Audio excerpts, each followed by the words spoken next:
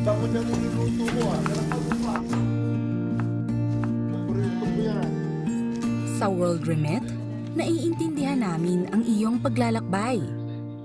Na minsan, kailangan lumayo upang makamit ang tagumpay. With ways to save more, when you send more, World Remit is here for you, so you can be there for them.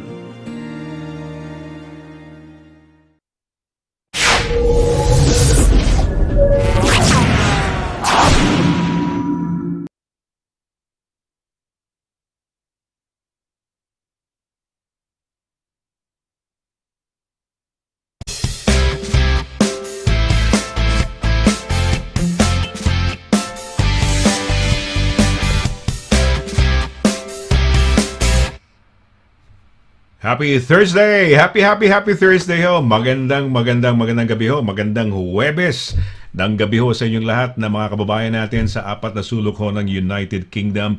Good evening po. No? Ako po si SONNY LARAGAN. No? Dito po, makakasama ho ninyo sa programang ito from 7:30 all the way till 9 p.m. Siyempre, magandang gabi rin sa ating mga kababayan sa iba't ibang bahagi ho ng Europa, no? Tuloy ho ko kayo kabayan kasi marami tayong mga kababayan na siyempre nasa social media ho tayo so they can watch us, nakikihalo, nakikiusyoso, no? Kung ano mga bagay-bagay ho rito, nangyayari ho rito, lalo na sa immigration, no? Dito ho sa United Kingdom. So tuloy ho kayo kabayan. So hindi lang yung mga taga Europe, pati yung mga nasa ibang lugar ho, no? Yung mga kaibigan natin na nasa Amerika, sa Pilipinas din, no? Na nanonood sa atin, welcome ho sa ating program. It's a Thursday ho, December 9. At ano na ho ngayon? Christmas, no? Kayo ho ba'y nakapag Christmas shopping na? Kailangan, no? Maaga-aga yan kung sakaling nais ninyong umabot ho sa mga loved ones ninyo o yung mga kaibigan ninyo o pamilya ho ninyo, yung mga regalo ninyo, di ba? Dahil 25, ito yung panahon na siyempre hirap na hirap din ng Royal Mail, no? At kung sino ano-ano pang yung mga delivery courier companies. Kaya agaan ho ninyo, no? May chance pa, no? Okay, well, siyempre hindi naman ako ang star na show nito. Wala naman akong kamuwang-muwang dito. Wala akong ka-idea kung ang pag-uusapan ng immigration. Ako lang nag-immigrate ako, no? Immigrant lang ho ako. Pero yun lang ang alam ko. Other than that, all the knowledge that I know and have learned through yung ating eksperto rito, yung ating immigration expert, no? Na ipakikilala ko na ngayon, syempre, dahil excited din ako. Pagka gantong Thursday, happy kami. I'm sure the feeling is mutual. We're excited to see each other, di ba?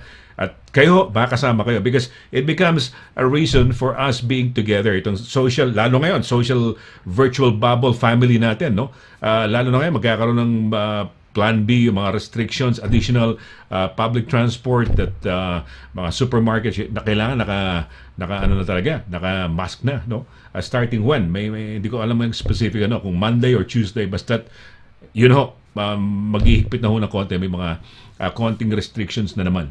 Okay, sana hindi ho lumabha, no? Ang sabi nila, kaya daw ginagawa yung restrictions, pag hindi ginawa yon, lolobo ng mga 1 milyong cases kaagad, no? Before the end of the month, itong bagong variant natin, yung Omicron. Teka muna, pakilala ko na muna ba't ba ako nagkukwento? Kausapin natin, kumustahin natin kung ano nangyari sa kanya. Happy Thursday, no? Dito sa ating pinakamamahal na, managing partner ho ng Douglas Simon Solicitors, no? Ang ating immigration expert. Every Thursday kasama natin, the star of the show, walang iba kundi si Attorney LIRA SIMON-CABATBAT. Attorney, magandang gabi sa iyo. Happy Thursday.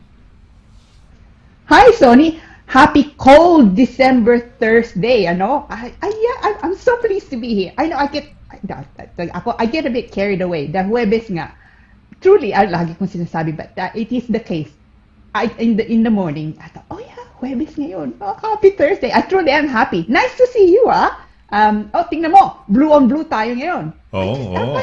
So we have always, there's things are in common talaga. No? May blue ako, may blue ka. So I'm glad. I'm really, Thursday, sabi ko, ayan na naman, si Attorney LIRA. Well, it's fun. Learning and fun and learning, di ba? it's good, no? And nagkakakumustahan, nagkakamiss tayo dahil I miss you, biro mo, makikita kita the Talaga. following Thursday. After that, the following Thursday, di ba? So, how was your week naman? How was your week, no? Kamusta? Oh, I tell you, this week, actually, next week, in fact, I have hearings after hearings, like ngayon, bukas, Lunes. I've just not. Meron ko, ewan ko, meron kayong yung those smart watches, no? It counts your steps, ha? I have not. I have not. I'm so embarrassed. I have bakit? not even done. Tingnan natin. Oo. Oh, the whole day today, ha? From, Oo. ang oras ako dumating sa opisina, mga alas 8 ata, alas 8, no? Hanggang ngayon, Oo. sarado kami alas 7, I have 1,098 steps lang, no? You're supposed to do 10,000. Because I have not moved from my desk, eh. Wow. No, I moved once. I made myself a cup of tea. Tapos, balik uli ako. It's been Busy- the hearings that busy. take place. It's just it's gone a little bit mad. So my hearings at the moment, the one today, for example, at saka bukas, at saka Monday, it's all remote. No. Yeah, So okay. they're actually taking place in the office. Okay. So the judge dials in, yung kliyente ko also dials in, and I dial in, no? And so it's so I don't actually I'm not moving from my chair. Video yan? So it's Video yan? Attorney? video. Video. Okay. Video. Pero okay, Yeah. if you're not It's, busy, it's if you're not deluged with all of these yung mga hearings mo, for example, how do you make it up? Ikaw ba'y talaga, are you really aiming for a certain number of steps? Are you aiming for 5,000 steps a day, a certain number of steps? Ano? I'm supposed. Ako meron ako, yan, no? Meron ka din. They May recommend, of course, alam mo, Oo. 10,000, ha? Diba? Okay. 10,000.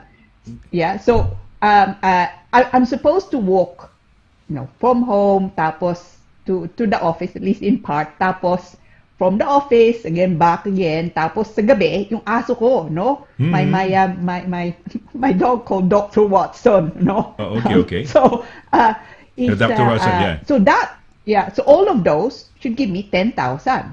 But I tell you, it's in this week and probably also next week nga, I'm barely making it over 1,000. So kailangan din natin mag-ingat, no? Tayo, Sonny, no? Tama yan. And makababayan, we need to move, no?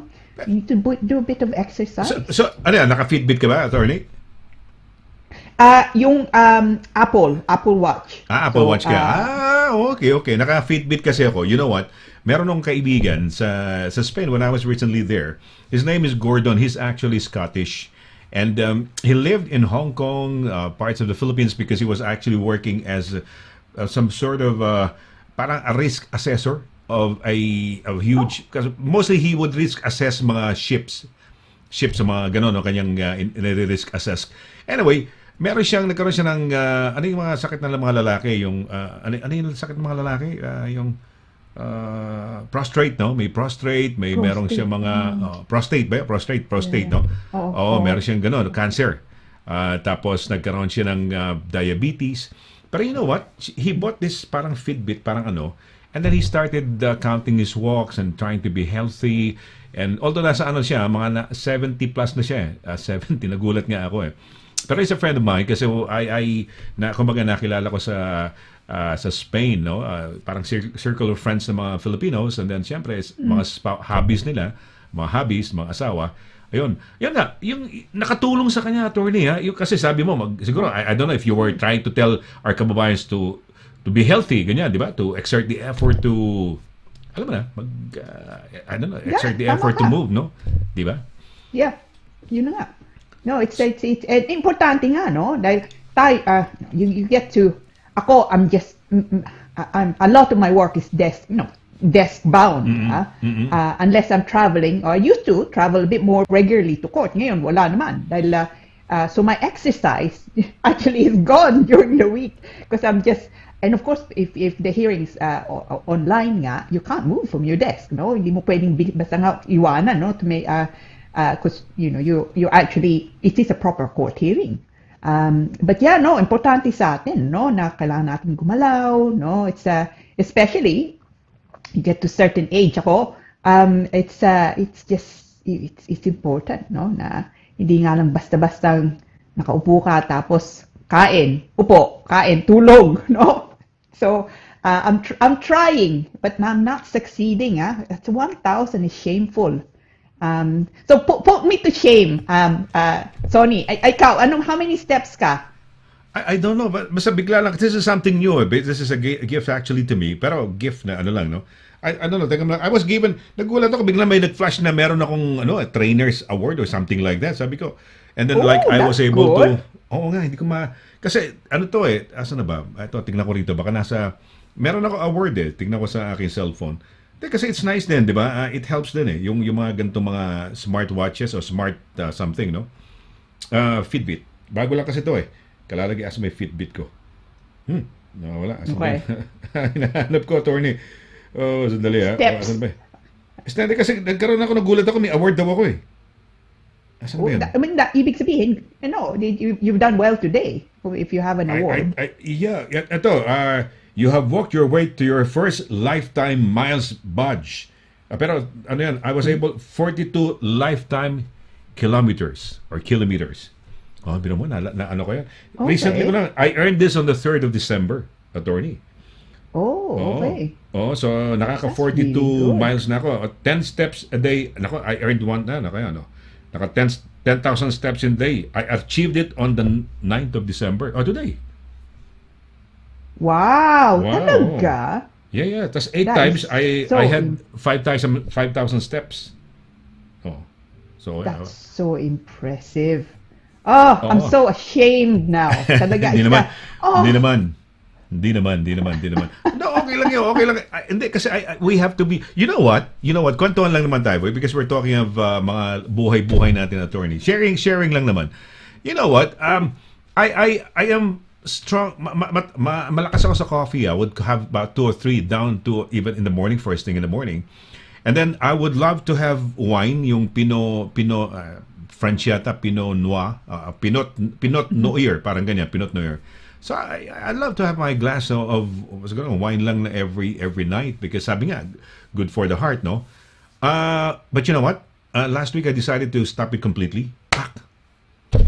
Yeah, Wow. Just like when I stopped smoking about 20, 30 years ago, 40 years ago. When I said I want to, because cutting the habit of smoking is so difficult. Mahirap lang, attorney. Kaya lang, yun nga, sabihin mo lang, kunyari isang paka ko ng sigarilyo, sabihin ko, bukas 19 ako. Following day, 18. Ganon, 15 hanggang pababa. Pero hindi effective yun The only way talaga is to really cold turkey ba tawag doon? Ano ba yung cold, Cold something? Oo, yung biglaan lang. cold turkey. Cold turkey, biglaan lang, Ikaw ba, meron ka ba mga something na, ano ba, di ba, ngayon malapit na, January, mga New Year's resolutions, di ba? Yeah. Ikaw ba, tama ka. New Year's do you do a resolution. list every New Year's, ikaw ba, gumagawa ka niya? Well, I should really include as a New Year's resolution, 10,000 steps. But frankly, I just bound to fail naman. I tell you, ang gusto kong gawin this year coming, I want to be able to learn the piano. No, because I started nga, no. You mentioned that. So, yeah, but I need proper tuition. So I've actually made inquiries now to have a proper teacher, no? So I can go. Then mas malapit sa opisina namin, meron silang it's a music shop, no? And so in January I'm going to enlist and actually get a teacher to teach me than me messing about, because I mean, it's obviously it's a beautiful instrument, no. So I mean, I'd settle for maybe 2 or 3 good songs that I can play. So I'm not aiming high, I just want something basic. Question lang. When did this thought occur to you? Yung parang desire or this parang objective of learning the piano, to be able to play 3 or 4 songs. Kailan yan nangyari? About a week ago? 1 month ago? Or always at the back of your mind? Paano? about, 45 years ago, no? Really? Oh, pero ibig sabihin, reason nga, you'd like to really, di ba, parang to come out, no? Parang nilalabas mo na ngayon. So, 3 songs. Okay, if you were to learn 3 songs, 3 or 4, 3 songs, sabi mo, ano mga songs naman to? Bakit, why this particular, why 2 or 3 songs na? Somehow, di ba, it gives you pride being able to play. Anong songs to? What I'd like to, there's only really one song that I would like to, I'm determined na, to try and learn nga. And that's yung John Lennon, Imagine, no? Imagine there's no heaven. Yun. Yeah. All right, good. Tama. Maganda. It's a wonderful song, no? Di ba? Imagine Absolutely. Yeah. the people living. Galing, galing. Yeah. I was listening to him. Go ahead. Sorry. Yeah. So yung nga. So every time naririnig ko yun, no? And I have it on relatively regularly nga. It's one of those songs nga na he must have been a genius to have composed that. I mean, how can people also just come up with such wonderful music? I don't. Exactly. It beggars belief. Na the lyrics and the music, that kind of a perfect storm of beauty, no? Galing, Diba? galing. He's a really a great songwriter. In fact, kanina I was driving and I was listening to his song also, yung and so this is Christmas. And what have you done? Diba? Another year over. Kaya lang, mataas ang boses niya, no? Pero yun, sabi ko, John Lennon. Kaya tama-tama, nag-jive yung sinasabi mo, John Lennon, Imagine, no? These are iconic songs. Imagine, diba? Tsaka, Absolutely. and so this is Christmas song, no? Wow. Yeah. Lovely. Naku, nakakatuwa naman na... Oy, teka muna, greetings pala tayo, di ba? Yeah. Sorry, greetings nga pala, natin. wala talaga. Yeah. Na nga pala. Sige, yung mga ating mga first, at least mga few, i-acknowledge natin, mga first people who are greeting us. Kung may mga questions nga pala kayo, mga kaibigan, we suggest you do it as early as now. Para nang sa ganun, kasi marami hong nagme-message sa amin ng mga questions. So, we will be putting up meron tayong mga 3 questions dito. So, para maisingit ho kayo, at kaysa maghintay pa kayo next week, at least nandito na ho kayo. Okay, attorney, just as always, we play a little game. Parang alamin natin kung sino unang pumasok, di ba? Because siyempre, nakakatuwa, di ba? It's para din contest yan, unahan din yan sa pagpasok. Okay, we've had the likes of Edgar Duay, the likes of Oliver Fernandez, may Tigbaw Vargas, tama ba yan? Baka mali ang pronunciation ko, ang basa ko, no? Sila, ano pangalan to? Miss, sino pa ba yan? Si Miss Paner ba? Tama ba yan? Anyway, Miss Paner, of course. Sino ngayon ang hula mo, attorney? Sige.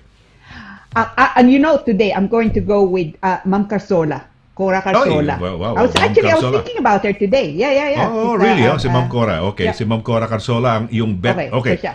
Sige, tingnan natin. Babae, ang ating babae at ang ating... Ayan na. Talaga. Okay. Wow! Miss Mendez. Bagong... nanalo ka na ba, Maris, before? No? She was. Okay, good. Well, mabuhay. Fantastic. Maris, ang ganda ng pangalan niya, Double M. Hindi ko alam kung ano kanyang middle initial, no? Para... kung, the double M. Wow, fantastic, no? Okay. Sige, second, hula mo, attorney. Second. Sino second na? Okay. Okay. In that case, let me go traditional. Sabihin natin, Miss Paner. Miss Paner. Okay, Miss Paner. Okay, Miss Paner. Okay, tingnan natin Miss Paner, no? Yan.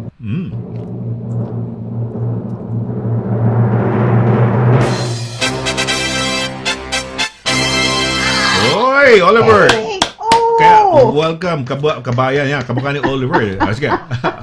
Oo nga. I shouldn't have moved from Mr. Fernandez. I was thinking, sayang. Okay. So, a gray and wet midday here in the Pacific Northwest. A lovely Thursday to our attorney Lira, Kuya Sonny, and Direct Pao. Fearless forecast. Do I see brown, red, and gray in your outfits today? Chances are that I probably got everything wrong. Actually, you're not far off, no? Okay, May- meron kang brown. Yeah, meron kang brown. Siguro. Wala nga lang gray. No, walang gray. We're blue. We're very blue today, We're blue. Oliver, no? Hindi, We're blue. kasi sa kanya, there was one time, I think when he messaged us, attorney, sunny and bright sa lugar niya. Ngayon, ano naman, gray and wet. Paiba-iba ng weather, no? So, pero hindi, dito sa UK, hindi yung maganda ang weather, no? Hindi ganun ka-perfect, hindi. Pero teka muna, there will be some, parang biglang sisilip yung, yung araw, ano? Pero hindi totally maganda ang weather. So, yeah, pare-pareho din tayo. So ngayon, hindi na maganda ang weather dyan sa inyo. Because the last time he messaged us, attorney, maganda ang weather nila dyan. Okay, well, so, at least, dalawang, akala mo si Ma'am Carsola first, pero we were hoping that, syempre, di ba, one of our avid friends and viewers, si Ma'am Cora.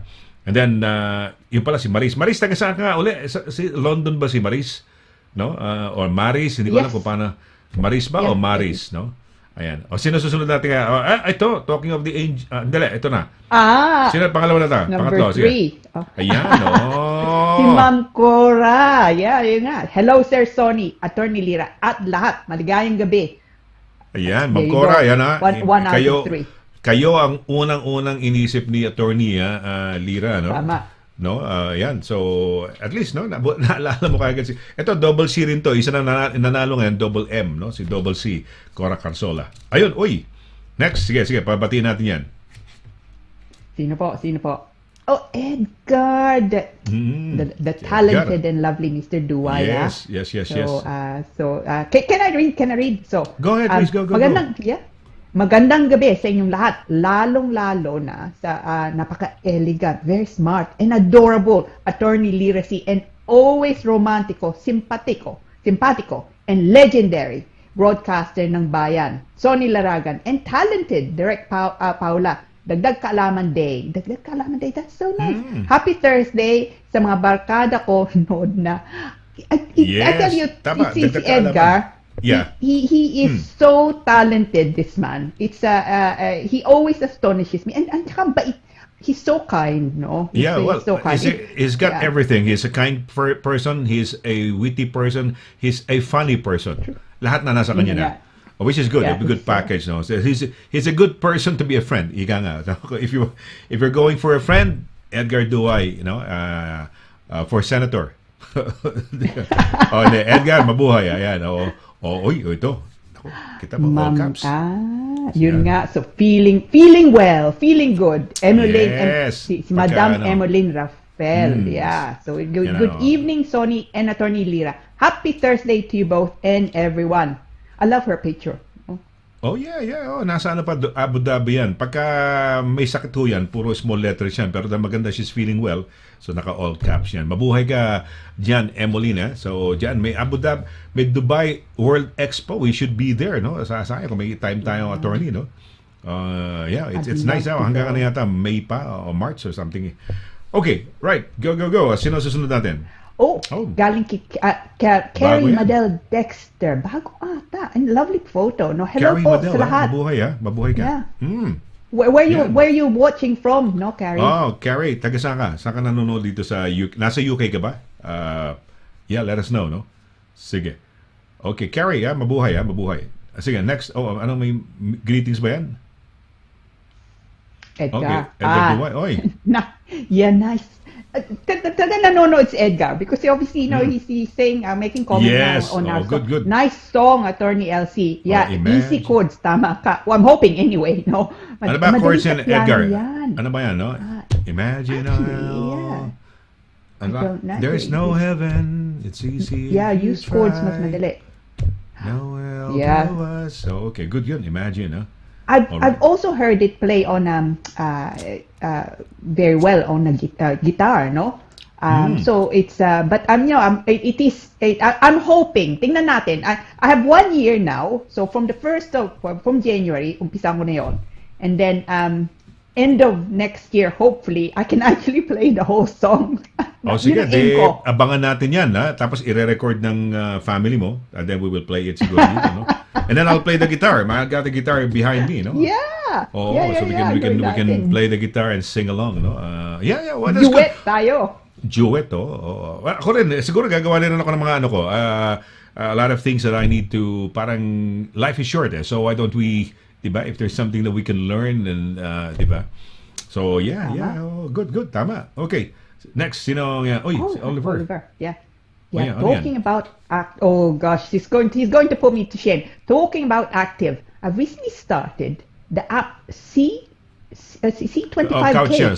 Yeah. Couch to 5K. Couch to 5K, C to 5K, tama. NHS yan eh. It's so funny.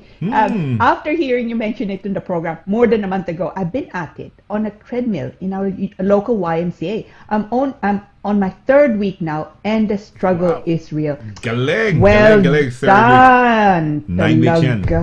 9 weeks yan, Wow. attorney. Couch to 5K, no? Kung third week siya, ano ba siya? Kasi nagsisimula yan 1 minute, tapos lakad ng ano. Oh, good. Oliver, Well done. magaling. Well done, no? Tama, amazing, no? Couch to 5K. Naku, yun ang dream natin, no?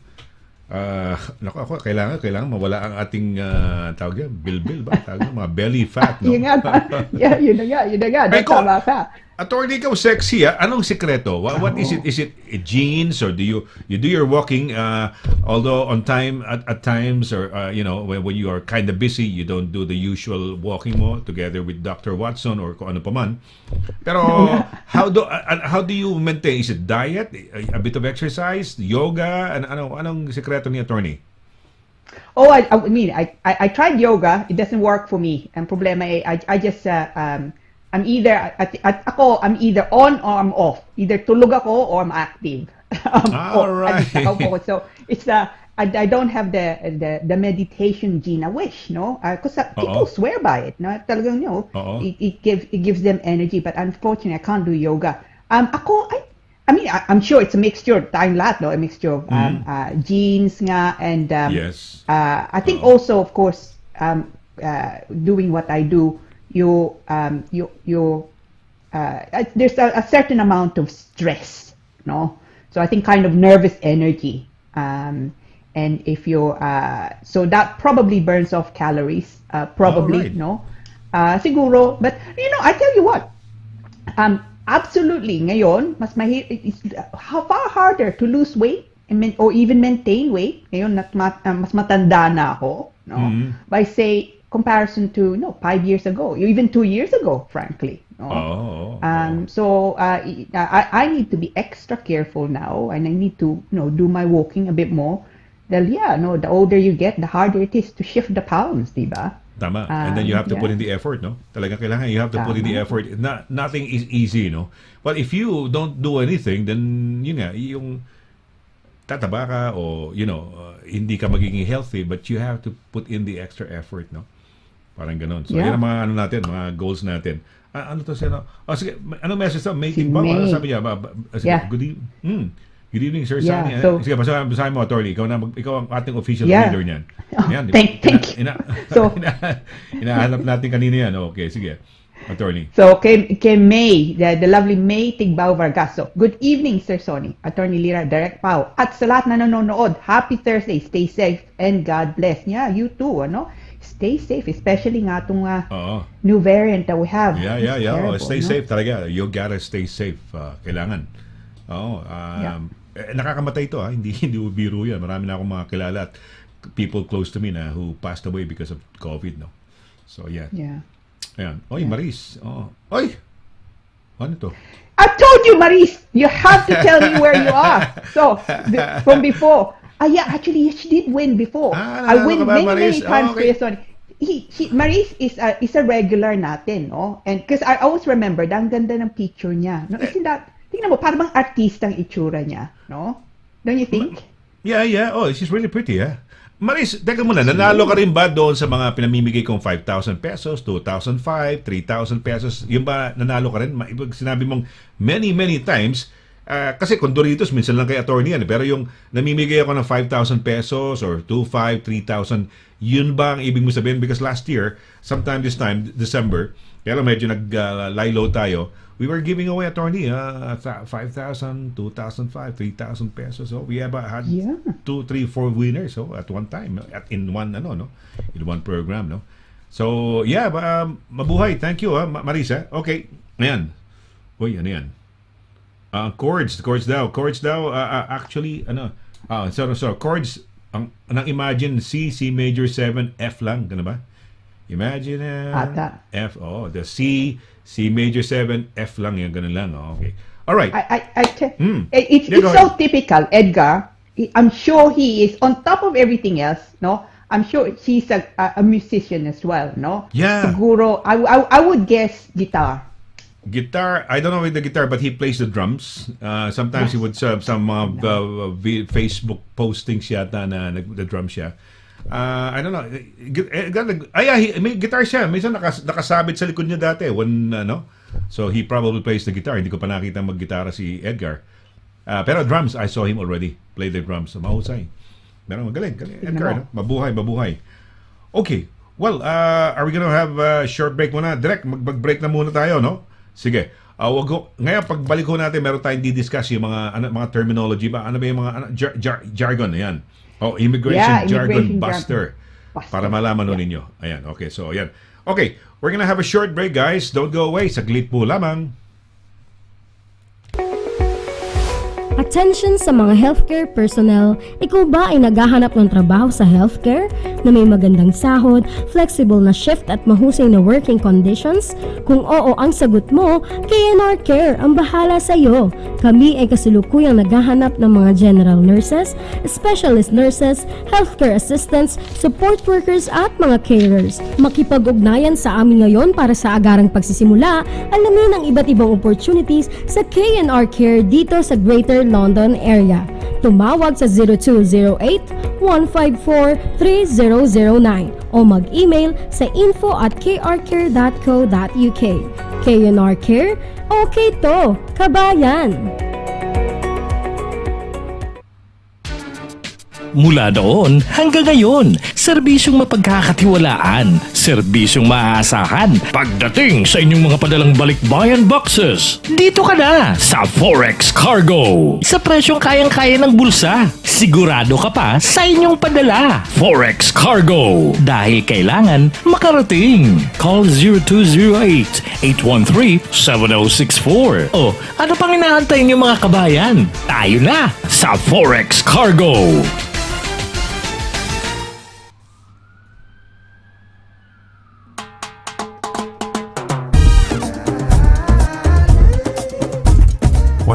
%, all natural, tasty, healthy, versatile, 4 unique flavors. Taste a real sauce. Galettos.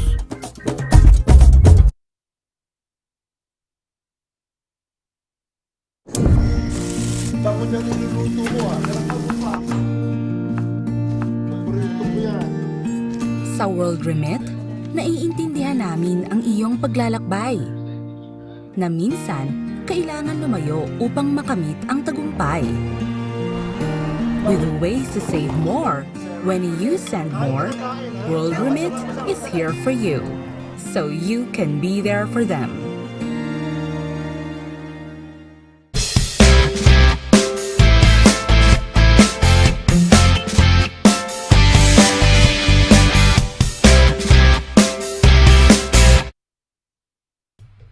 Okay, tuloy-tuloy ho tayo sa ating program. Ako po si Sonny Laragan. Ito po ang Immigration Corner on a Thursday. Happy Thursday ho sa inyong lahat, no? At ito muna, bago ko ibalik si attorney, no? Ito ho, ito ho, may mga asan na yung, specialist nurses, general nurses, healthcare assistants, support workers. So, tawagan nyo ho, KNR Care ho. Ito ho yung kung gusto ho ninyo ng medyo magandang na bayad, no? at maganda mga benefits. K&R Care ho. Sige, at direct, pwede mo ba i-play yung yung advert na yung advert natin? Pakinggan mo nga. Maipa-play mo ba 'yan? Sige, direct, kung maipa-play mo pa 'yan. Hindi ba naka-ready 'yon? Okay, sige, tingnan natin. Yan. Attention sa mga healthcare personnel, ikaw ba ay naghahanap ng trabaho sa healthcare na may magandang sahod, flexible na shift at mahusay na working conditions? Kung oo ang sagot mo, K&R Care ang bahala sa iyo. Kami ay kasulukuyang naghahanap ng mga general nurses, specialist nurses, healthcare assistants, support workers at mga carers. Makipag-ugnayan sa amin ngayon para sa agarang pagsisimula. Alamin ang iba't ibang opportunities sa K&R Care dito sa Greater London area. Tumawag sa 0208-154-3009 o mag-email sa info@krcare.co.uk. K&R Care, okay to, kabayan!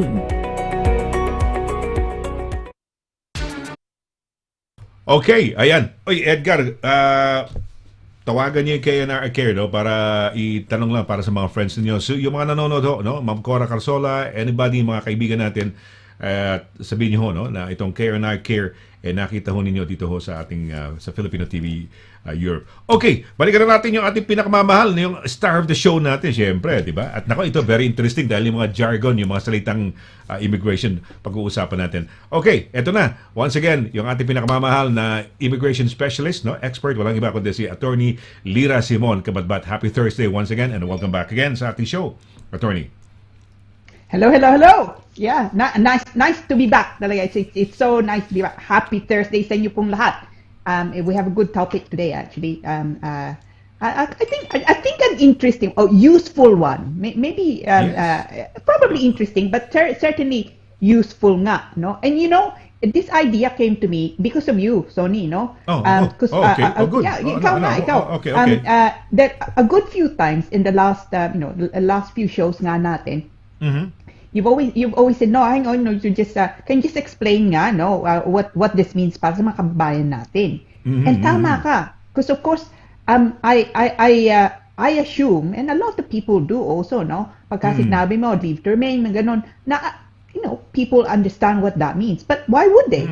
No, because you not everyone has immigration background nga, di ba? So I thought, no, tama ka, pag-usapan natin, no, anong ibig sabihin ng mga jargon. So yes. Okay, good. Oh yeah, that's quite interesting. Di ba? ILR, kung ano yan, mga, di ba? Okay, sige. So Attorney, sige, take it away. Okay. So ito po, it's the topic today, as you can see there, is yung immigration jargon busters, no? So too many times, ako nga din, I certainly I'm very guilty of this na. You say a kind of an abbreviation, no? Sometimes nga yung letters nga lang, or indeed sometimes sections nga lang, no? Section 55. And you kind of make an assumption, and it's wrong, no? Na that's clear, and oftentimes it's not clear. So the topic po natin ngayon, immigration jargon busters nga, is to just go through some of the more common, if you like, abbreviations, no? Ano bang ibig sabihin? So starting really from the top, the thing that I think I annoy most people, I say, because I certainly do it often enough, is LTR, no? Anong ibig sabihin ng LTR? Or indeed, an expanded version of LTR's limited leave to remain, no? Okay? So limited leave to remain po, ibig sabihin hindi kayo it means you have exactly that, no? Limited leave, no? So that would be, for example, nga kung generally po it's you have limited leave to remain if, say, kung spouse ka, so hindi ka pa indefinite, no? Limited leave to remain can be a general thing, no? Now, on the BRP, BRP, Biometric Residence Permit, yung card nyo nga, it could even just simply say there, LTR, hanggang limited leave to remain, hanggang kailan. And that usually means na ang visa nyo nga, napigyan ka ng visa outside, maybe hindi nga spouse, but simply limited leave to remain, at saka kailan matatapos. So LTR, limited leave to remain, Ibig sabihin, yung nga, limited at a definite time when your visa will expire. And usually, of course, nandun nga yung pecha, kailan matatapos. That's limited leave. Now, by contrast to that po, yung settlement, no? O indefinite leave to remain, ILR, no? O PR, permanent residence. Now, ibig po sabihin nun, you have then exactly that, settlement status. So, indefinite na kayo. Dito na kayo pwedeng tumira forevermore, no? Of course, there are limits potentially to that kung alis kayo, kung wala nga kayo dito for 2 years. But settlement means, settlement, indefinite leave to remain, PR, permanent residence, means exactly the same thing. No? Ibig sabihin, pwede na kayo dito forevermore if you so wish, as long as you obviously continue to satisfy nga yung TOR. Leave to remain outside the rules. No? So it was interesting to see it, no? Because it's seldom nga that questions actually say LTOR. So leave to remain outside the rules. Anong ibig sabihin yon? Now, just to give you also context, leave to remain outside the rules, it's the same as say, or same effect as say discretionary leave to remain. Okay, so it's also it's often referred to as that, discretionary leave or leave granted due to exceptional circumstances. Now, ibig po sabihin, ang bisang binigay sa inyo, ang bisang binigay nga, it's not the usual, say for example, spouse or student visa nga. So, it's outside the usual immigration rules. So, normally, yun, say sabihin natin, matagal na nga kayo dito, pero wala nga kayong visa na, o nanditong anak, so you're granted on the basis of family life, but actually not necessarily as a spouse. Usually, that's referred to as leave to remain outside the rules, or discretionary leave to remain, or leave granted due to exceptional circumstances. But it's much the same thing, no? It just means outside the normal rules.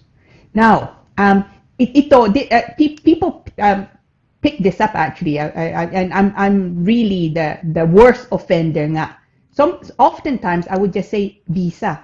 Anong ibig sabihin? So, but of course, visa can mean, it can mean quite a few things. So, kung meron kayong visa, it's the same as you have leave to remain, no? But yung leave to remain, it normally means na dito binigay yung visa. Kung nagpasok yung application dito, sabihin natin pumasok kayo as a spouse, no? Now, nandito na kayo, kailangan nyo extend yung visa, pangalawang 2.5 years. So, the application you make is for leave to remain, no? So, basically, extension po ng visa nyo na nga. Now, kung hindi pa kayo nakapasok dito, yung visa nyong bibigay, ang application na papasok nyo is entry clearance visa. Basically, it's an out-country application. So, again, the same thing. Spouse visa, sabihin natin, no? Papasok ka dito, you're looking to join your husband or your wife in the United Kingdom. So, ang visang bibigay sa inyo, entry clearance visa. So, pagpasok nga dito, entry clearance visa to enter the United Kingdom. Pagka nandito na kayo, tapos, the second 2.5 years, gusto nyo extend, and then it's called leave to remain. But it's the same thing. Visa pa rin po ang tawag, no? So when someone says, kailangan mong magpasok ng application for a visa, that means either it's in-country application, so leave to remain, then nga extension po, o entry clearance visa, so from out of the country, out of the UK, sabihin natin galing sa Pinas, papasok nga dito for spouse. So that's the main difference, but otherwise it's the same thing. Now, and this jargon that came, someone picked it up last week actually nga lang, no? So sabi niya sa akin, gusto niya maging British na nga. So it's that he would then make an application for naturalization. Pero at the same time, akala niya British passport na. Iba po yun, no? Naturalization application is the stage before getting a British passport. Pero ibang-iba po yun, no? So, the naturalization application, sabihin natin Pinoy ka, gusto mo maging British nga, yun ang unang kailangang mangyari.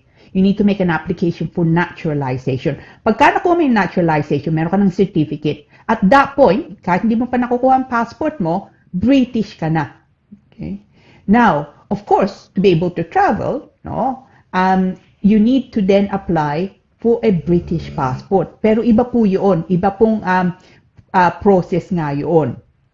So, once you become naturalized, meron ka ng certificate nga, then the next step and final one really is to apply for a British passport. No? So, but you need both. Yeah, naturalization and then the British passport. But the two are not the same. No? Now, tourist and visit visa. Pareho po yun. No? So, tourist visa or visit visa, kung ano, if you're making an application for either one, it's the same. So, it's the usual 6 months visit visa, hindi kayo pwede magtrabaho. But when someone says tourist visa, it's also exactly the same as a visit visa. Yeah? Now, spouse application, no, or spouse visa. It does not mean fiance. Spouse po is of course asawa nga, fiance of course kung hindi pa kayo kasal.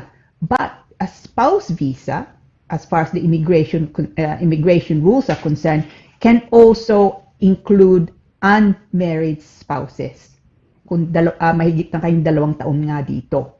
So it can also, when you say, okay, you've been granted a spouse visa, it can also mean unmarried spouse of over 2 years. And of course, it would also mean same-sex relationship, no? So if you're a civil partner, for example, or indeed same-sex relationship marriage on that basis. So a spouse visa can refer to both same-sex or heterosexual relationships in the United Kingdom, but it does not include fiancé visas, but it does include unmarried spouses of over 2 years.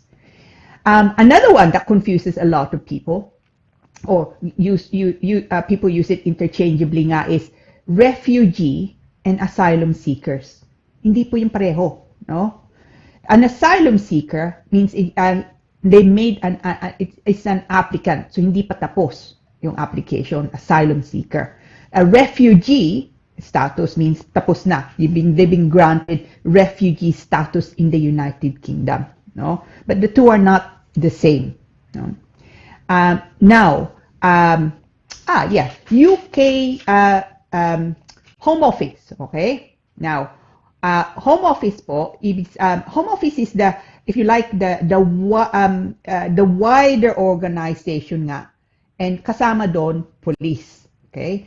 But in the context of immigration, it's really, when you're saying the Home Office, you really mean the UK and UK visas and immigration, no? The UKVI, you will see it, no, in letters, for example. They're also part of the Home Office. So the immigration, as far as immigration goes, when you refer to UKVI or you refer to the Home Office, you really mean UKVI, no? So it's a part of the Home Office, yeah. EU, no, European Union, huh? I had someone a few weeks ago, to sabi niya sa akin, so wala ng EU. And no, of course that's not the case. Wala na nga lang tayo sa EU, no, because we Brexited.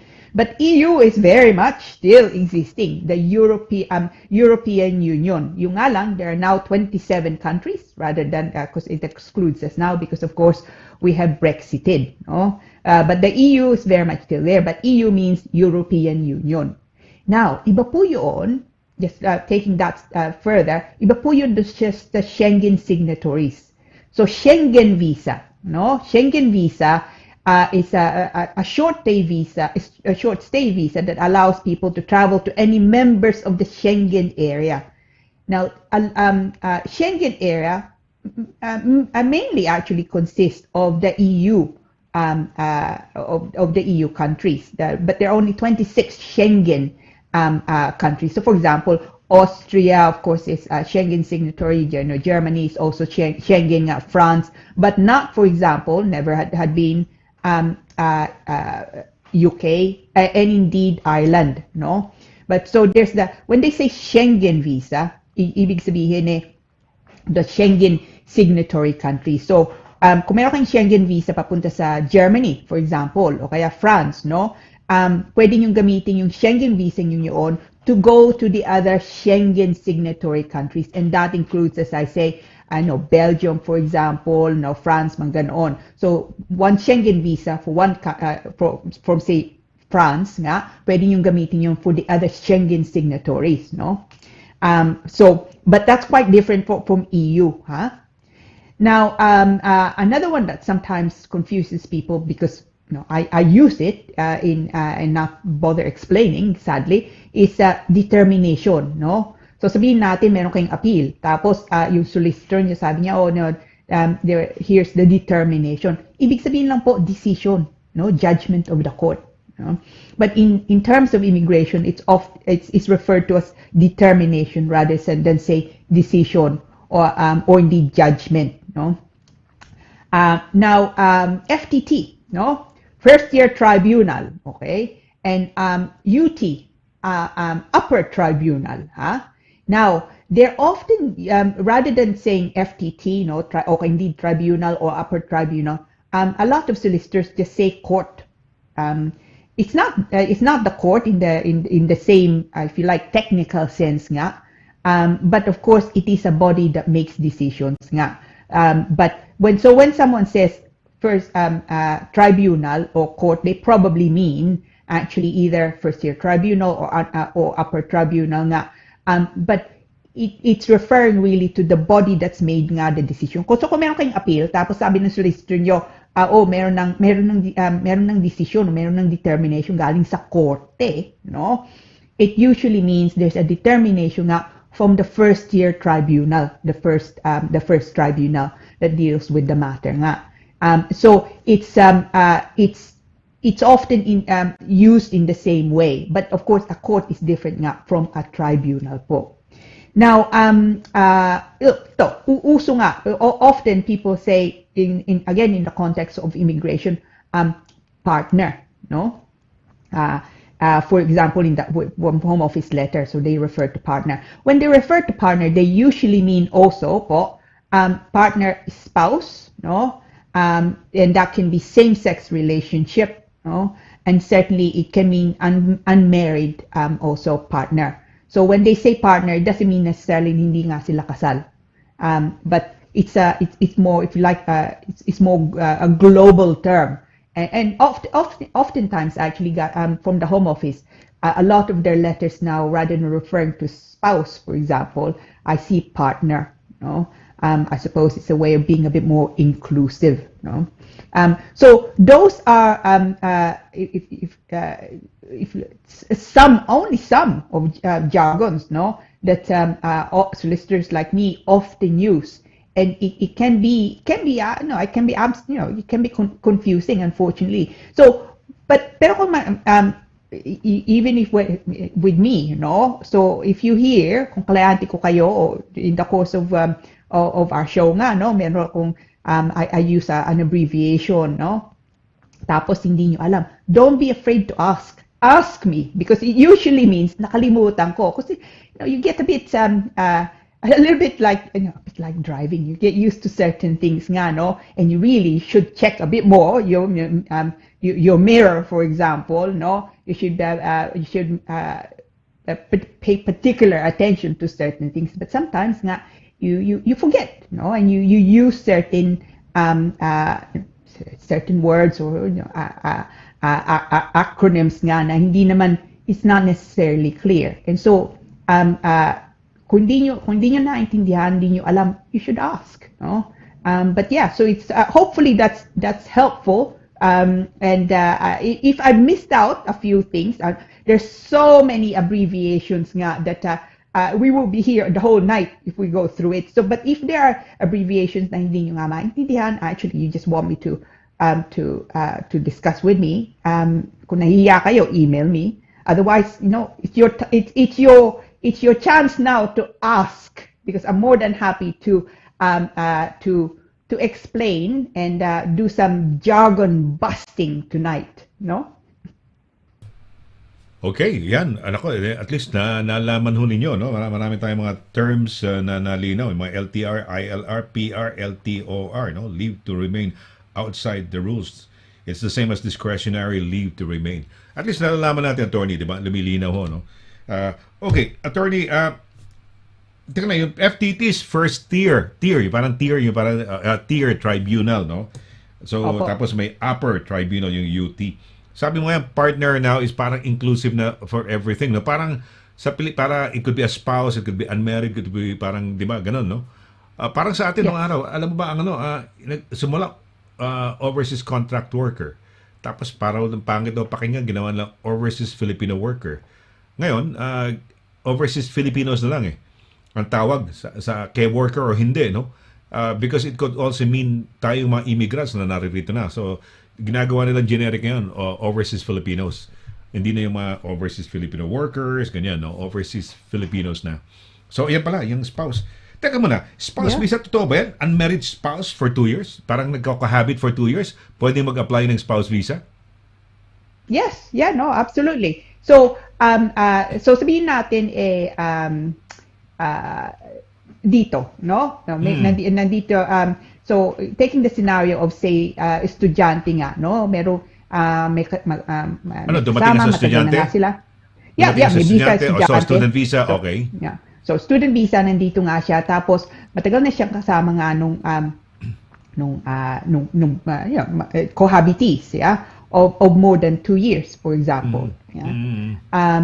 Then yes, you would qualify. You can make an application as an unmarried spouse. Yung nga lang, kailangan yung pakita na talagang nagsasama kayo for that 2 years. And of course, if you're spouse, then you don't have to show the 2 years nga.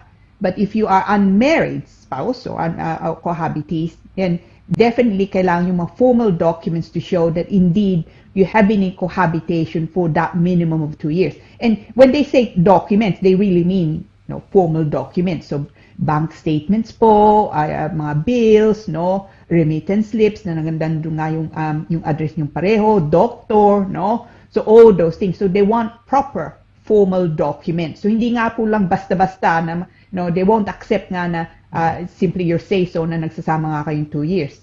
So it is it's actually quite a high threshold if you're making an application under that. And sometimes it's just better to get married, actually make an application as a spouse, because then it doesn't matter kung 2 years kayo nagsasama o hindi. Okay. May kilala ako niyan doon ko lang nalaman, siguro, paano ka ba nakarating? And then yun, nakwento, parang yung lalaki, Briton, siya, Pilipina, parang pinagsama-sama yung times na magkaka-sweetheart sila, parang gano'n inclusive na rin yung parang time niya sa Pilipinas, no? Kasi dadalawin siya ng lalaki. Ganun. So, hanggang sa yun, nadala yata rito. Taga Kent, sa may Dover yata, or ano ba yung katabi ng Folkestone, tama, Folkestone ba pronunciation doon? Ata. Oo, yun, ganun, no? So, yeah. Nakakatawa. Teka muna, yung refugee, sabi mo, refugee status, it's already there. Parang gano'n, asylum seeker is an applicant. So, ano ba mga example ng refugee? Meron bang mga dumarating dito, refugee na? Hindi na nag-a-apply yan. Parang pagpasok nila, meron na silang refugee status, attorney. Wala nang hirap. Hindi ka mukha ng asylum, ipoprove mo na maraming mga ganun, tuturuan ng mga Pilipino, kunyari, asylum ka, kunyari doon. Apply ka na lang, tourist visa o visit visa. Yun, at least, sabi mo, tourist visa, nililinaw ho natin yun dahil tourist visa, visit visa. Pumunta rito as a visit, on a visit visa, tapos siyempre gusto nang tumira dito, magtagal. Paso na yung visit visa. May magtuturo, ano ka, apply ka na asylum, kunyari. Sabi mo, may pagkakatakot na buhay mo, pag uwi mo, may papatayin ka ron, o gano'n, ganyan, di ba? Yun, applicant yun, mag-a-apply ka. Refugee status, diretso na yan, So that's yeah. Well, yeah, so yung pagka yung magpapasok ng application, it would be as a asylum seeker, yung tawag nga. Pagka natapos ng application and you granted asylum, no, then you then receive refugee status, because that you've sought refuge in the United Kingdom nga. Now, mga kababayan po natin, I mean, it's I've come across nga mga kaso nga na they've been told apply for asylum. Just beware, ha. Unang-una po, Philippines is not really, it's not an asylum country. I think there probably are exceptions nga, but really Philippines is, no, it's a holiday country. One thing also is if you're seeking asylum, tapos sabihin natin mabigyan ka nga ng on the basis of that, maybe not even as asylum seeker, but leave to remain outside the normal rules, they will expect, yeah, that you're not going back to the Philippines. Yeah?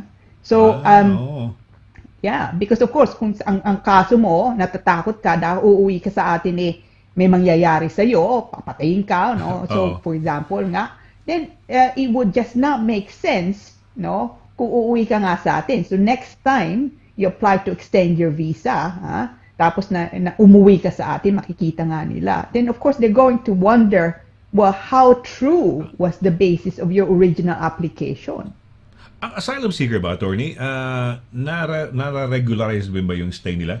Ito ba pumapasok sa 10-year rule o 15-year rule, 20-year rule? Kailan pwede ang asylum seeker, aplikante, na grant na, okay na. How do they paano ba granting yan? So asylum seeker, ano ba yan? May mga 1 year, 2 years o ganyan, no? Paano ba yan? 5 years? To succeed, you need to be able to show nga that you would be subject to persecution. So it really is contrary actually to what's often publicized. It's very hard to mount a successful asylum claim. No? Mahirap talaga. Oftentimes, talagang mahirap po yun. Oftentimes, hindi nga asylum bibigay, but leave to remain outside the rules. Because the country, let's for example nga, Afghanistan or Syria nga at the moment, that to return to that country at the moment would of course mean that it's very likely that you would come to harm, not necessarily nga that you're being persecuted because of your race, religion, or cultural beliefs, for example nga, no? So it is actually quite hard to mount a successful asylum claim, and certainly sa atin, no, sa Pilipinas nga. I think in all the years I've been doing this, and it's a good number of years, no, I've only been involved on one occasion, no, only one in all this time nga, where my client was actually successfully able to argue an asylum claim, and it was the Philippines, and that was that was a while ago, the Marcos days, yeah, no, but since just that one time, I've come across it, but not since, because Philippines, of course, it's a holiday country, no, di ba? LOTR yan, tama. LOTR yan. Pagka successful ka, limited leave to remain outside of the rules, bali yan nagbibigay. Okay, marami tayong questions. Gusto ko sanang wanted to dwell on dyan sana kanya, pero may questions tayo. Sige, okay. First question natin, meron tayong tanong. Okay, go. Asan ba yan? Naka-ready na kanina. Ayan, okay. Hintayin lang natin si Direk, no? Medyo gusto ko sanang magtanong pa. Okay, yan. Okay, Monica G. Yan, Sige, okay, attorney. So ito po. Good evening, Attorney Lira and Sir Sonny. I'm a Filipino passport holder. My husband and daughter are British citizens. We're currently living in Austria with EU V50 cards. We're thinking of moving to the UK. I just want to know the things I need to prepare and how long the process takes. Many thanks in advance. Oh, Monica, those are they're quite loaded questions, no? So EU Filipino V50, passport holder. Yeah, so clearly now and British citizen, your daughter British. We're living in Australia. We're thinking moving to Austria, the UK. attorney. Austria. Yeah. Hindi Australia. Yeah, Austria. Sorry, Austria. Yeah, Austria I just want to know. Yeah. Yeah, the EUV. the things I need to prepare. Cards. Yeah, and how long the process takes. Now, Monica, the immediate answer nga is okay. Of course, we've Brexited na nga, no, and of course, as the spouse of a British citizen, you can come into the United Kingdom as the spouse of your husband, no? Yung nga lang, the usual immigration rules are you need to be able to show that your husband, of course, is settled in the UK. Anyway, he's coming in to join to be with you. The income, of course, must be no less than 18,600. You have also accommodation nga in the UK, for example, and of course the relationship nga is genuine. So a spouse type visa. But because you're coming in from Austria, I just wonder actually whether you also potentially can come in under the dregs, if you like, of the EU rules. So I'm looking at kind of family permit. So Monica, it's quite actually your question, although short, no, has quite a lot of aspects to it. So the first issue, as I say, absolutely you can see about coming into the UK as a spouse generally, but I think there's actually a simpler way of you potentially coming into the UK dahil itong visa mo. So ang gawin mo to, Monica, email me yung email mo, no, and your telephone number. And then ang gagawin ko, I'm going to have a look, maybe not tomorrow, but on Monday nga, at the if you like, the remainders of the EU rules, because it's to do with family permit. For example, when you started your relationship, can you come into the UK? What kind of leave to remain you have in Austria at the moment? Because I don't want to don't want to provide you with the incorrect advice. So if you email me, I will give you a more definitive answer next week. But absolutely, as a starting point, no, British ang asawa mo. You can make an application to come in as a spouse. If there's no way around it, which may be a little bit easier on the basis of him coming into the country under the dregs, if you like, what's left over of the EU rules. Of course, we're Brexited now. So yun. Okay, all right. Ayan, no, medyo masalimuot pala yan, no, dahil daughter at saka British, no. Tapos siya Pilipina, nasa Austria, wanting to come over. Okay. Sige, pag contact us, no, Monica, no. Okay. May question dito si Oliver. Ito simple lang. Ayan dito. Ayan, palagi walang difference yan eh. May difference ba yan? Yeah, I tell you, he would come up with interesting and actually with interesting questions. Tama ka, Oliver. Yeah. There's no yes. real difference between an attorney and a solicitor, but of course between a solicitor and a barrister, huh? So oftentimes I hear someone say, actually a few weeks ago, sabi may nagsabi sa akin, when would I become? Sabi niya sa akin, when would I become a barrister? So I say, well, I don't want to become a barrister. No, I'm already qualified as a solicitor. So it's not a higher qualification, the bar. It's just they do different things. So solicitors generally, traditionally po, we deal a lot more with immediate client contact nga. But we're also allowed. We have a right of audience. So we can also go to courts, for example, first-year tribunal nga.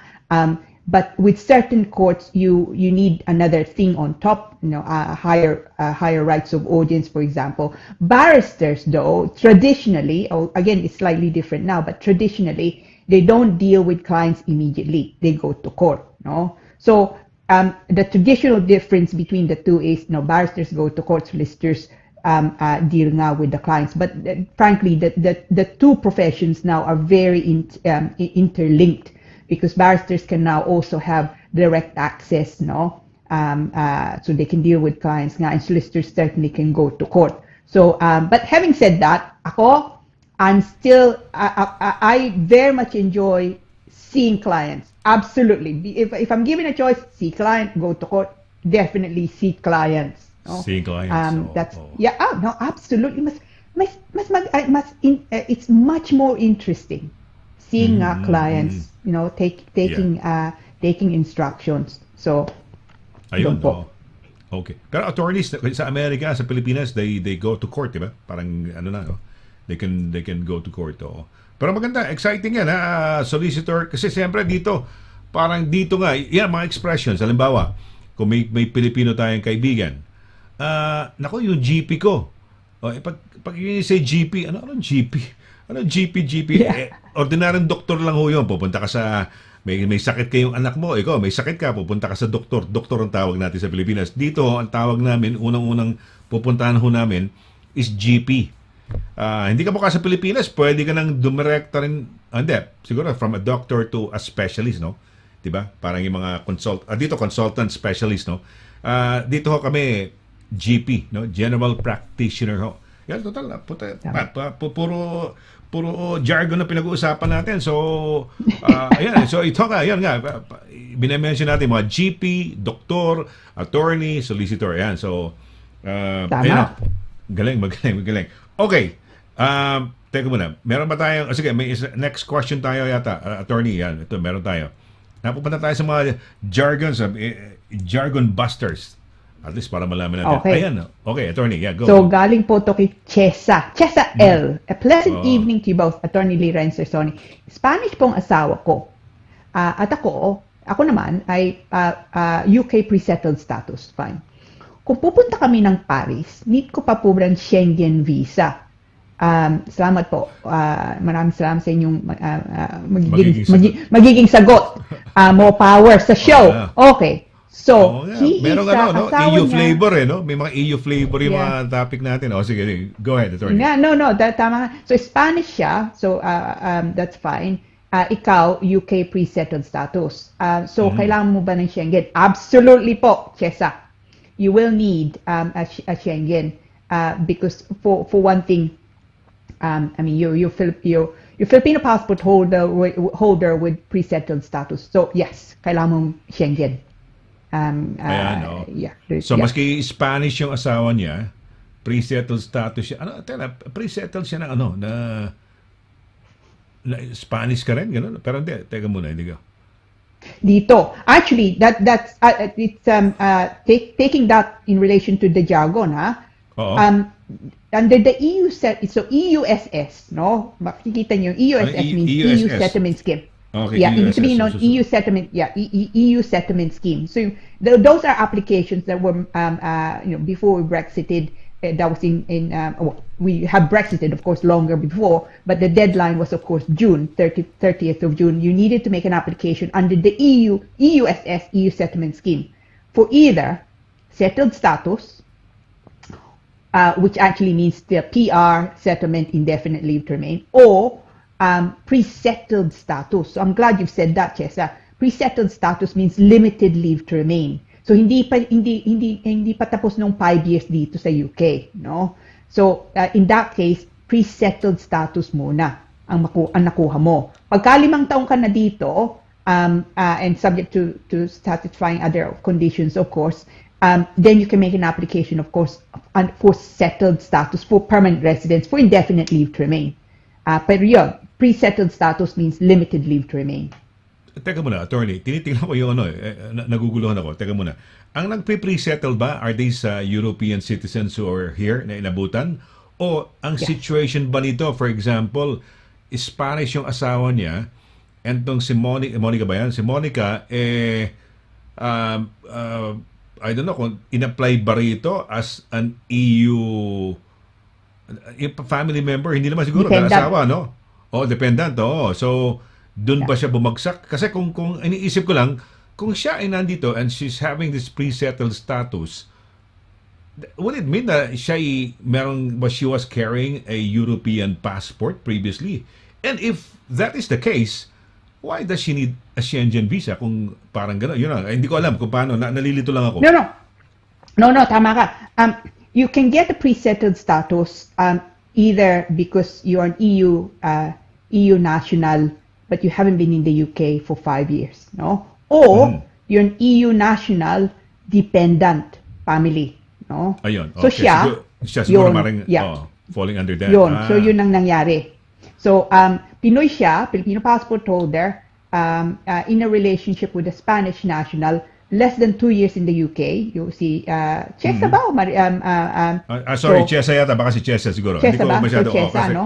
Oo. So Chesa has been in the UK for less than maybe married less than 5 years, for example. So nakuha nga niya pre-settled status. That's why. So she's not holding an EU passport in any way. Yeah, okay. So, dependent siya. So, she's not holding. Kasi if that were the case, then there's no issue about the Shenzhen, no? And there's no need of... So, more or less, tama ka. Yun ang siguro Pilipina, naging dependent, asawa ng isang EU national na nagstay na rito, which is yung asawa niya. Pero yung asawa niya, pre-settled din, di ba? Merong EUSS din yun, no? Nag-apply din yun kung sakasakaling, let's say. No, it could be na yung asawa niya, dahil matagal nga siya dito, can show more than 5 years, in the United Kingdom. It could be yung asawa niya is settled status.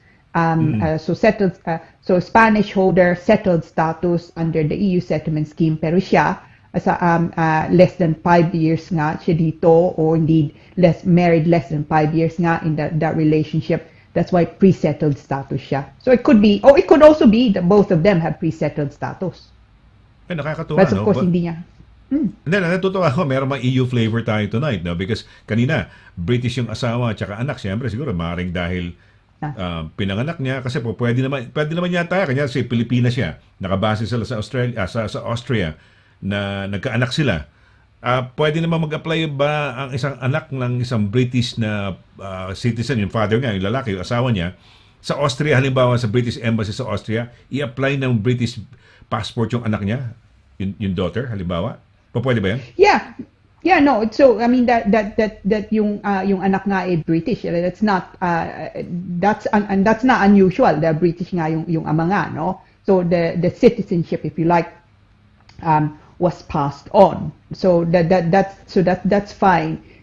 Yung nga lang, as I say, the starting point po because we're Brexited, it's a spouse application. For kahit nga sasama mo yung British nga dito. Whereas before, of course, that was not an issue when we were still in the EU.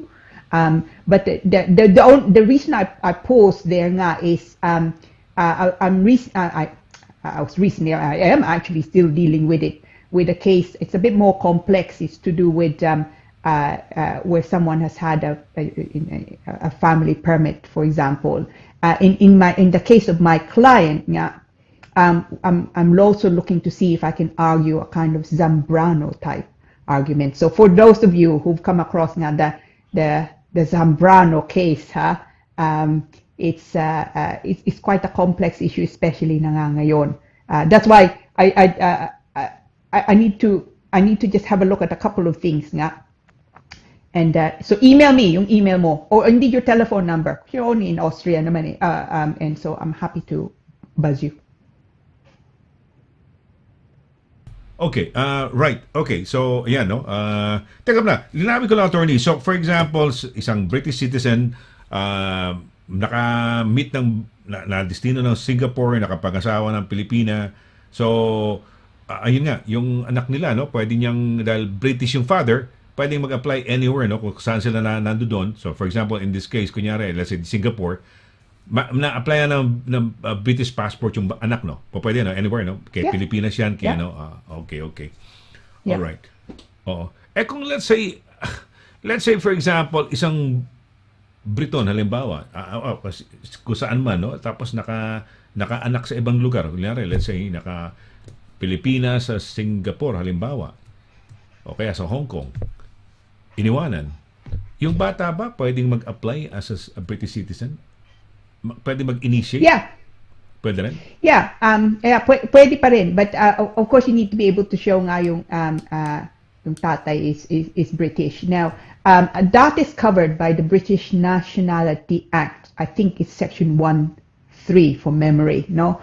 So yun, it would then be, yung bata would then get citizenship, British citizenship other than by descent. I think that's the thing. So yes, so you can nga, as long as you can show, of course, that you know yung tatay mo a British. But kung iniwanan nga, I mean, I've had this case also, these types of cases where they can't find the father, no, because he's left, and of course kailangan mong pakita somehow that you have that connection. So that can be quite a sad case nga. And I certainly have had, I remember one case particularly, yung bata nga, the chap left and they just couldn't find him. And there was no way really of proving na British yung tatay niya.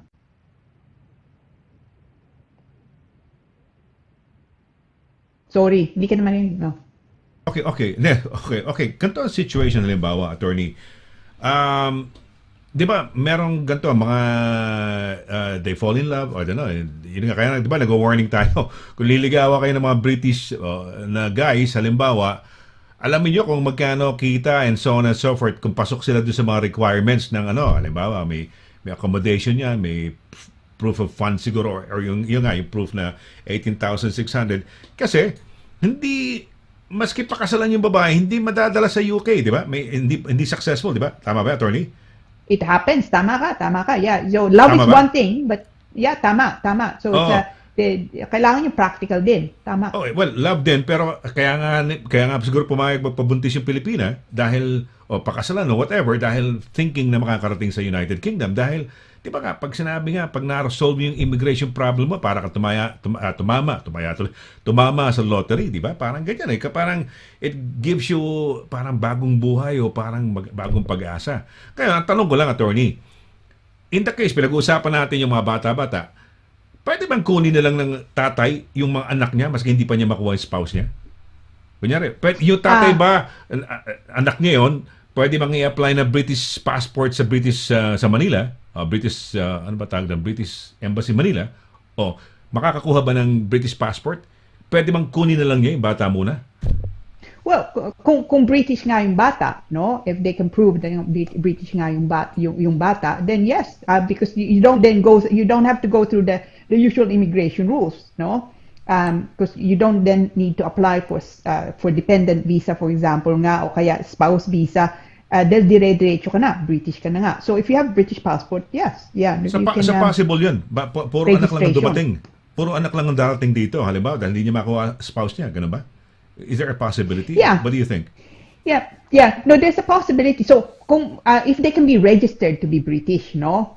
So British nga sila. So sila yung mga bata British. So of course, hindi nga problema. They can come to the UK. But yeah, tama ka nga din. It could be na they can come to the UK dahil British nga sila, but not the mother, no? Dahil yung nanay would need to come into the United Kingdom as the spouse of the father nga dito. But and certainly I've come across cases where exactly that, no? Yung mga bata hindi problema, pwede silang pumasok nga dito.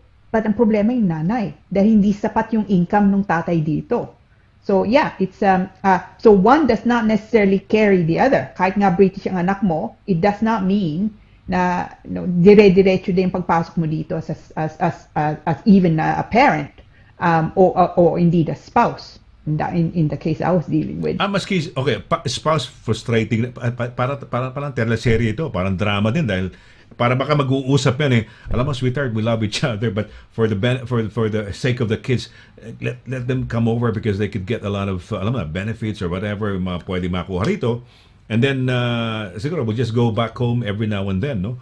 Parang maaaring ganun ang storya, no? I don't know, no? Parang posible so sabi mo, kung spouse, okay, maaaring may problema. As a parent din, pag nag-establish yung mga bata, naging 5 years old, 10 years old, hindi pa rin nila makukuha yung parent?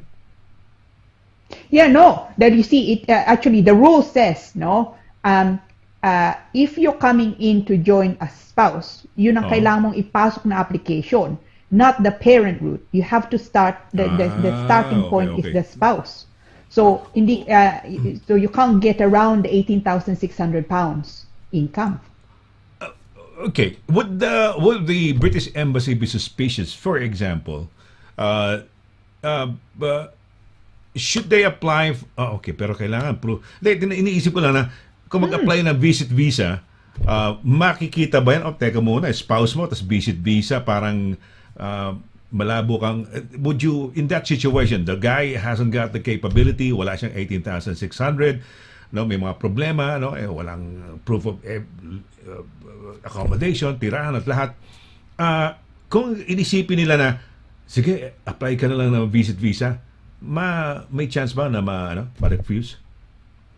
Yeah, no, absolutely. And you see, that has two problems, no? An out-country and in-country potentially problem. So, ang una po, sabihin natin magpasok nga sila ng application, no? It's usually, not always, but it's usually quite obvious, no? Na they're trying to use it as a kind of backdoor to come into the United Kingdom. Then unang sasabihin ng Home Office, well, hang on, ano bang saan kayo titira, no? Anong trabaho ng asawa mo? Kung walang trabaho nga. So it's usually fairly obvious in the beginning na they're using the visit visa route as a backdoor to being able to come into the country and then potentially making an application nga dito. So usually the refusal happens in the beginning from out country. Sabihin natin nakapasok nga, no? And is in the United Kingdom then as a visitor or tourist visa nga. Now, you can't swap, no? You usually, no? You're not allowed to simply swap, vary and extend your visa nga as a visitor to that of a spouse dito. So you will find pagka nandito ka na, you more likely than not will not be able to simply swap it. You're not allowed to work, for example, no? And more likely than not, you then create nga yung an immigration background. So, frankly, kung ako kayo, I wouldn't do it, no? Because it just complicates your immigration nga. And of course, ang ayaw nyo din mangyari, no? You come into the country, tapos papabalikin kayo, no? Better to truly do it properly. If you can, no? It's most situations, merong it's question of patience, income. If there's a will, there's a way. Dapat pagsikapan ng guy na kung talagang mahal niya yung family niya o mahal niya yung girl talaga, kung totoo man, ayun, pagpupursigihan niya magkaroon maabot yung 18,600. Okay, attorney, last final question dito. Meron tayong final question dito. Yan. Okay. Alright. Ayan, okay. Nina B. Okay. Hi, Sir Sonny and Attorney Lira. Spanish citizen. Oh, talaga, we are so European flavor tayo. Spanish citizen po ako. Pero, meron na po akong ILR. Good. Gusto ko pong sanang mag-apply na ng UK citizenship. Oh, good. Magtataas po bang fees in January 2022? Kung totoo po to, makakahabol pa po ako kung gawin ng application ngayong December. Okay, Nina. They have been talking about increasing the fee for at least a year now, ha? Okay. Now, December na po tayo, so it's probably unlikely that it will go up in January 2022 because usually they give more notice than that, no? Mm-hmm. But it is likely that it will go up sometime in 2022. I mean, I think, but okay, it's I'm guessing because the fees always usually go up. But if it goes up, it shouldn't also be very much. So the last time I think it went up by like £50. I think it's slightly shy of for ILR. It's like I think it's slightly shy of citizenship na, attorney. Magkano? Citizenship, I think slightly shy of 1,300 na nga ngayon. I think I can never remember it. I don't bother remembering it because it's going up. It's changing. So 1,300, and you said the last time it was parang £50 less. Yeah, I think it went up by about £50. So it should not also be astronomical the increase naman, ano? So yun. So it's good. May indefinite ka na nga. Kung ako ikaw, I would definitely go for the naturalization. Yun po, no? So, unang-una yung naturalization. Yung pinag-usap yung jargon buster natin kanina. Naturalization. Tapos, pagka natapos na yun, then you apply for the British passport. So, once you become naturalized, of course, you're a British citizen at that point. Now, so don't worry too much, no, Nina, about it. But the increase in fees apply for when you make the application, not when it ends. So, sabihin natin, tumaas nga in January 2022, tapos nagpasok ka ng application nitong December na ito. Then, you pay at the outset, you pay the fee that's payable now. So, if you like the lower fee or the current fee that is payable now, hindi nila tataasan, so hindi sila susulat sa'yo to say, oh, tumaas ng ang fee, you need to pay us the difference. That's not how it works. more of a concern, Nina, though, is kung hindi ka pa, kung if you got your indefinite, actually, no, you're Spanish citizen, that indefinite ka na. So you did not need to do, so you got your settled status. At the time, you did not need to do, of course, the life in the UK and the English language, because you got your settlement under the EU settlement scheme. So ibig sabihin, kailangan mo, when you're making an application for citizenship, for naturalization, you need then to therefore undertake the life in the UK test at saka yung English language po, yung B1. Now, what I hear is they're looking to make that harder.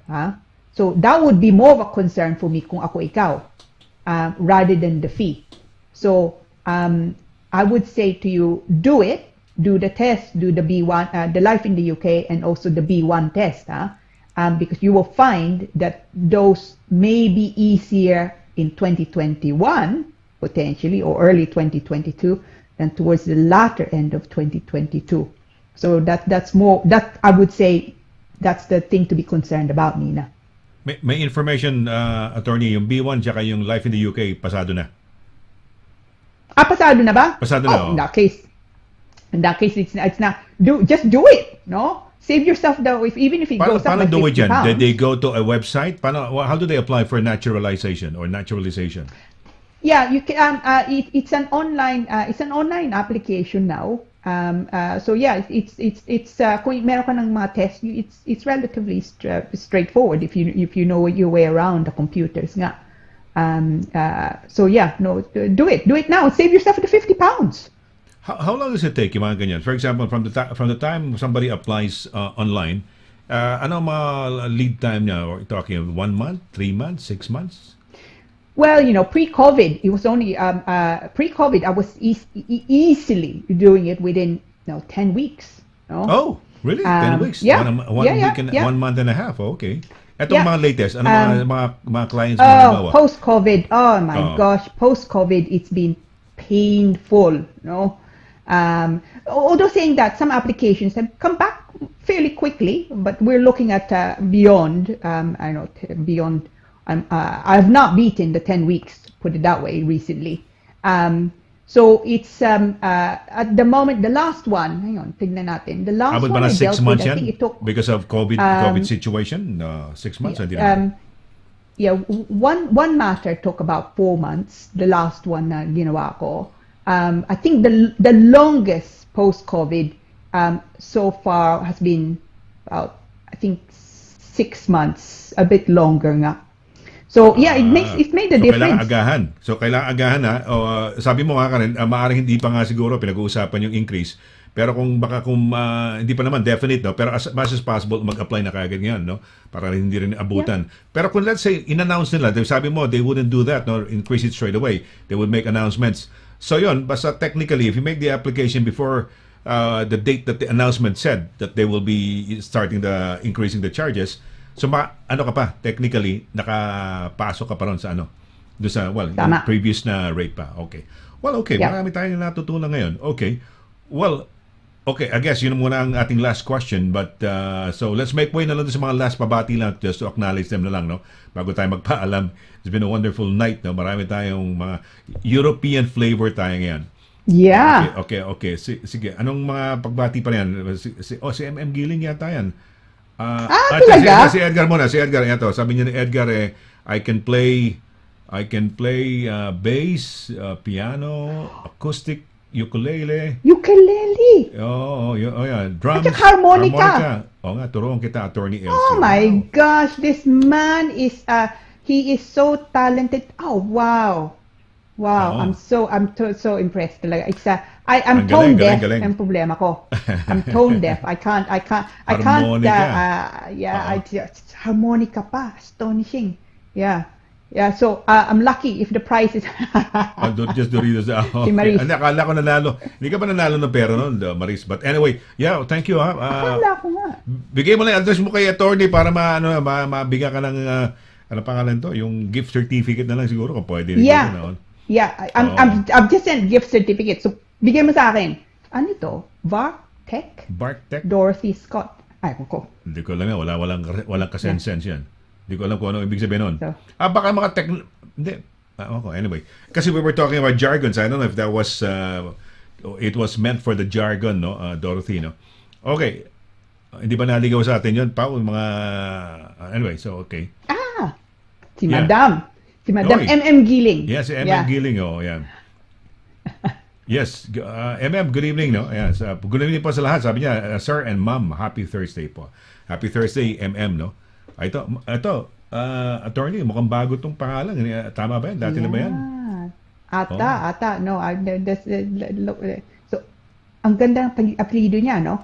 How do you say that? Quickly. Annalyn Pino Hermoso. Hermoso. Oh. Lovely. Is it a combination? Mahaba, no? Ganda, no? Hello din. No?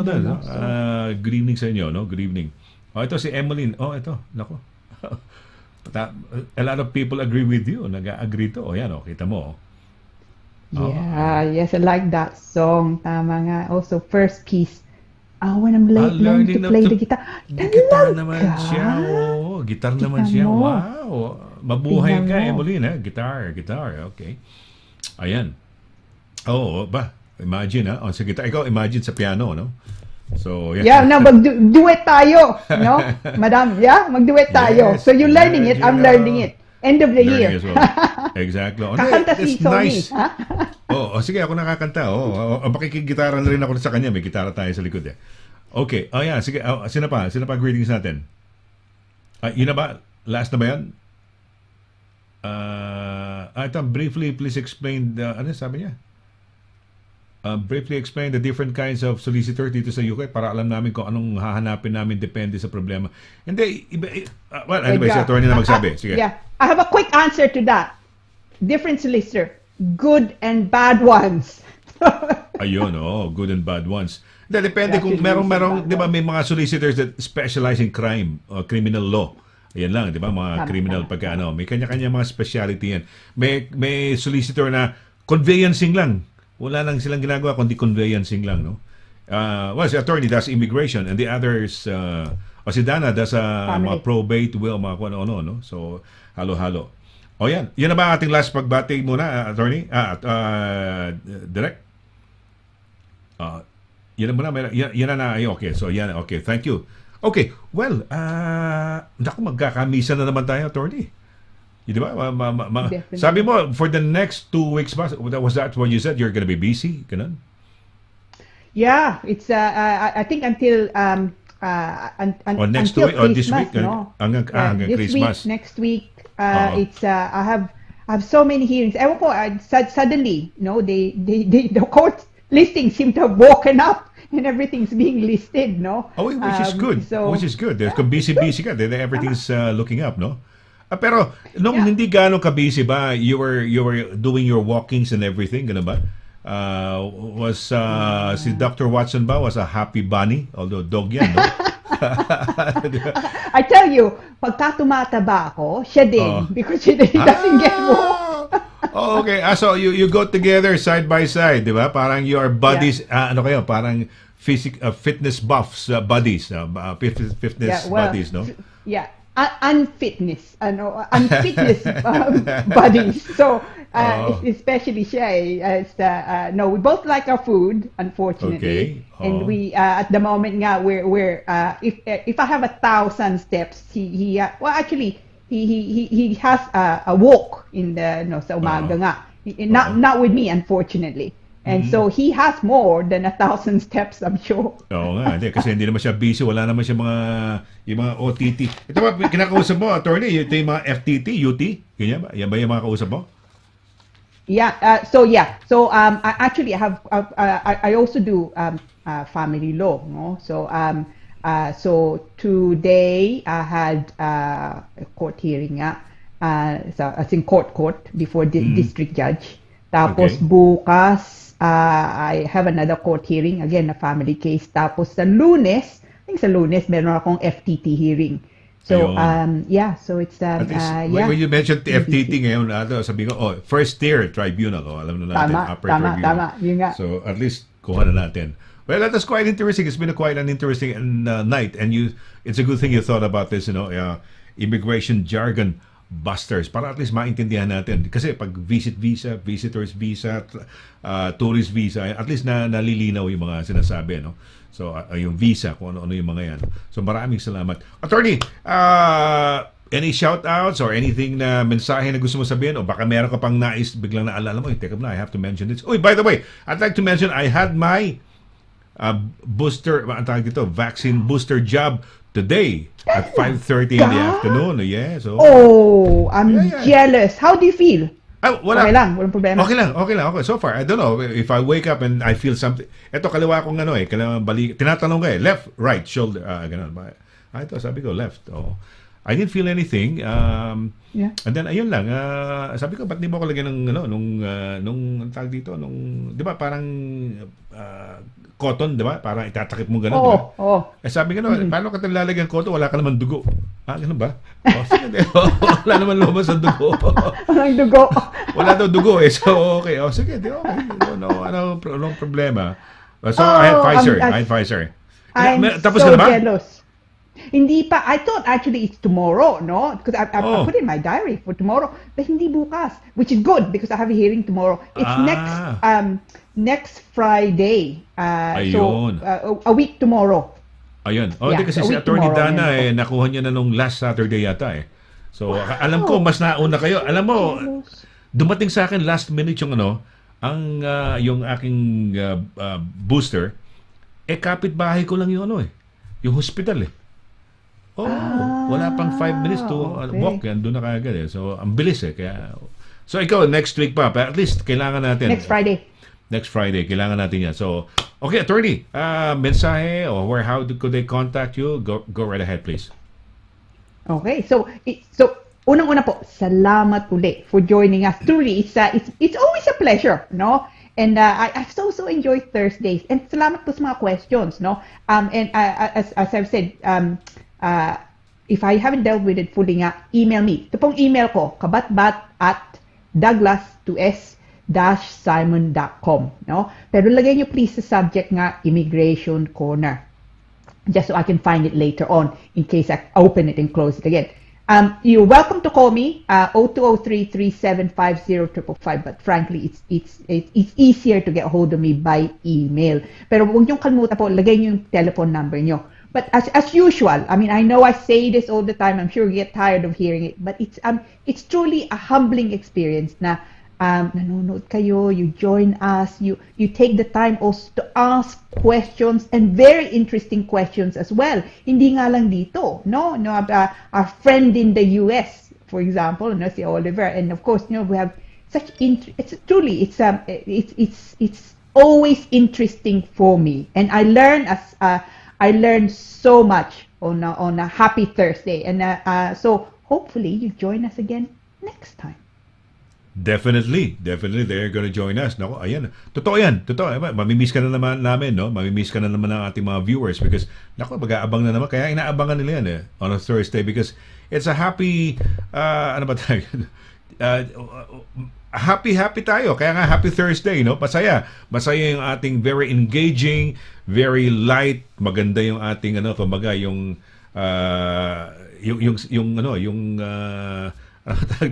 ating yung contact natin, no, tayo attorney, no. So, maraming salamat sa inyo, ha. Thank you very much. Gaya nga na sinabi ni attorney, ako rin nagpapasalamat at I'm truly really excited din na ganito Thursdays kasi it's fun, educational, at saka ito, yung parang social virtual family bubble natin.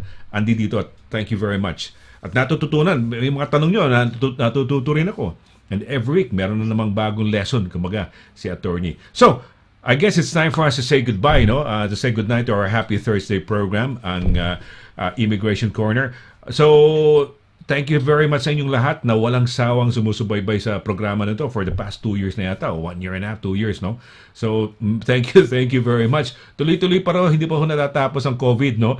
Andito pa rin, may additional restrictions tayo. Dito sa UK, required na kaming magmask sa public transport, sa mga supermarkets. Hindi ho kamukha nung dating, wala na kaming mask. Pero ngayon, dahil nga, may bagong variant, Omicron, kaya ingat-ingat. So, ingat-ingat ho kayo. Yun ho ang aming iniiwan sa inyo. Ingat-ingat, no? So sa ngalan ho ni Attorney LIRA SIMON-CABATBAT ng ating director si Paula Perez, ito po si Sonny LARAGAN nagsasabing thank you very much ho sa inyong walang sawang pagsubaybay sa ating programa. Let's do it again. Let's have another happy Thursday next week. So till then, take care, God bless, and good night. Bye! Tapos na niluluto mo ah. Paborito ko yan. Sa World Remit, naiintindihan namin ang iyong paglalakbay. Na minsan, kailangan lumayo upang makamit ang tagumpay. With ways to save more, when you send more, World Remit is here for you. So you can be there for them.